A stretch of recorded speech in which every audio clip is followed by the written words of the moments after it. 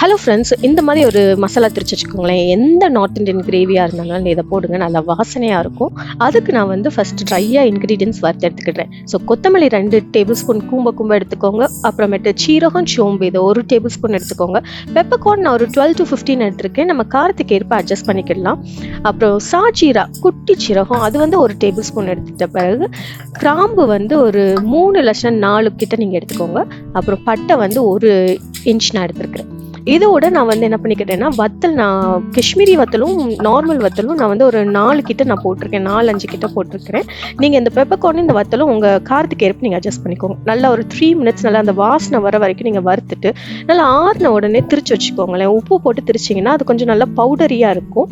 இல்லாச்சுன்னா அந்த குறப்பாக இருக்கும். உப்பு போட்டிங்கன்னா நல்லா சாஃப்டான பவுடர் ஆகும். இப்படி திரிச்சு வச்சுட்டு நீங்கள் எந்த கிரேவியாக இருந்தாலும் இப்படி போடுங்களேன். நல்லா சுவையாக உங்களுடைய கிரேவி டேஸ்டியாக இருக்கும். கண்டிப்பாக செஞ்சு பார்த்துட்டு நீங்கள் கீழே கமெண்ட் பண்ணுங்கள்.